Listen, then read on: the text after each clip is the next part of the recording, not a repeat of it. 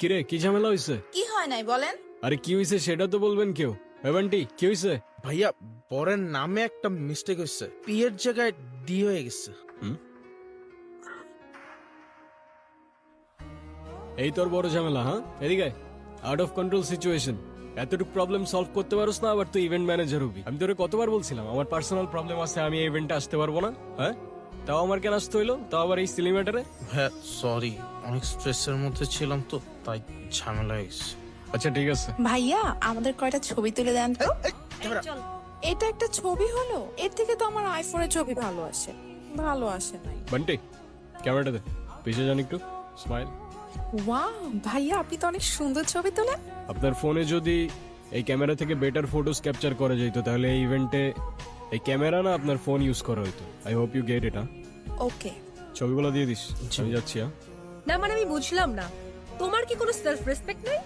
তুমি আমার ভাইয়ের গায়ে হলুদ দেশে ইভেন্ট ম্যানেজমেন্টের কাজ করতেছো, আবার আমার রিলেটিভসদের ছবি তুলে দিতেছো, আর এদিকে বাবাকে বলে রাখছি তার সাথে তোমাকে দেখা করাই দিই। এখন সেই যদি এই অবস্থায় তোমাকে দেখে কি হবে একবার ভাবছো? কি হবে? আবার জিজ্ঞাসা করতেছো কি হবে?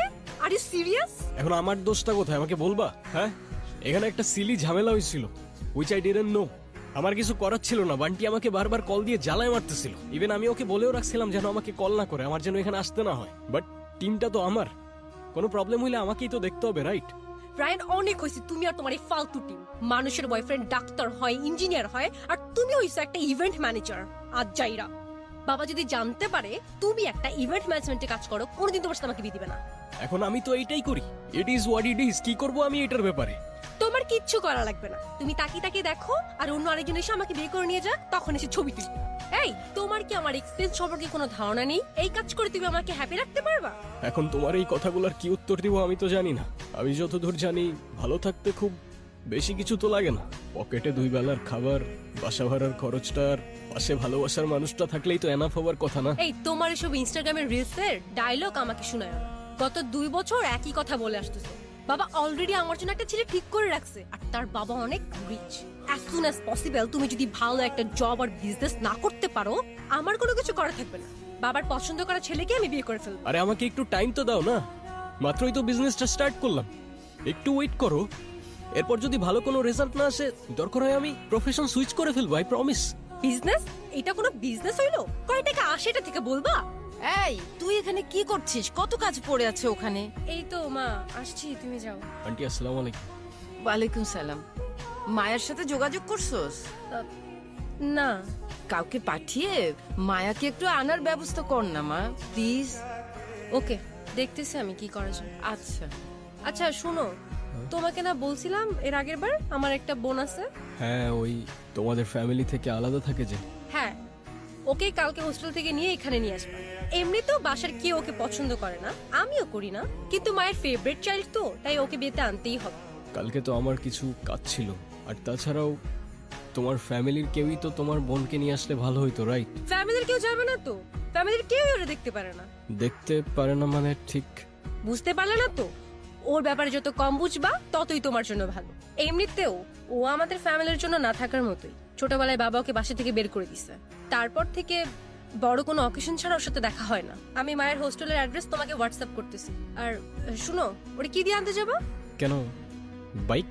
খবরদার এই বাইক নিয়ে যদি আনতে গেছো, ফার্স্ট ইমপ্রেশন বলো একটা কথা আছে। কতবার বলছি একটা গাড়ি কিনো, একটা গাড়ি কিনো। এখন আমি গাড়ি কেনার জন্য এত টাকা কোথায় পাবো? বাইকটাই তো বন্ধুর থেকে ধার নিয়ে চলতেছি। এত কিচ্ছু আমি জানি না, তুমি ওকে গাড়ি দিয়ে আনতে যাবা ব্যাস। আচ্ছা ঠিক আছে, আমি একটা উবার নিয়ে চলে যাব। উবার? তুমি নিজে ড্রাইভ করে যাবা? ও যদি জানতে পারে তুমি উবার নিয়ে গেছো, আমার মান সম্মান থাকবে? এখন উবার ছাড়া আমি গাড়ি কোথায় পাবো? কোথায় বাবা মানে? ম্যানেজ করো। উফ, কেন যে আমি তোমার ভালোবাসতে গেছিলাম? বাবার পছন্দ করা ছেলের বিয়ে করলেই ভালো হইতো। বাবা হ্যাঁ দোষ, হ্যাঁ কিরে, কি অবস্থা তোর এখন?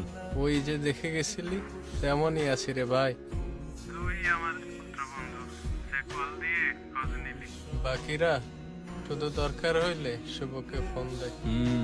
দুনিয়াটাই এমন দোস্ত, সবাই স্বার্থপর। আচ্ছা বাই দ্য ওয়ে, তোর বাইকটা নাকি সেল করে দিছস? হ্যাঁ, বাবাই জোর করে সেল করে দিছে। বাবা বলেছে। এখন থেকে তার গাড়ি ইউজ করি। আচ্ছা তোর পাপার, আই মিন আঙ্কেলের গাড়ির থেকে মনে পড়লো, গাড়িটা আমার একটু লাগতো বুঝলি, খুব আর্জেন্ট। ও আচ্ছা, এই কাহিনী। গাড়ি লাগবে দেখে এখন আমাকে ফোন দিছস? এখন গাড়ি দেওয়া যাবে না, বাবা রাগ করবে। ও আচ্ছা, আমি স্বার্থপরের মতো কাজ করছি না? আর তুই যে 25,000 টাকা নিয়ে 2 দিন পর দিবি বলে 2 মাস চলে গেছে, যে গার্লফ্রেন্ডের পেছনে টাকাটা ভাঙছস সেই গার্লফ্রেন্ডটাও চলে গেছে। হ্যাঁ, আমি কিছু বলছি? বড় বড় কথা বলতে আসছে। আচ্ছা সরি দোষ, কিছু মনে করিস না। নিস তুই, বাবা তো গ্রামের বাড়ি গেছে, তুই কালকে না হলে পরশু দিন ফেরত দিয়ে দিস। তাইলে কোনো প্রবলেম হবে না দোস্ত। ডান।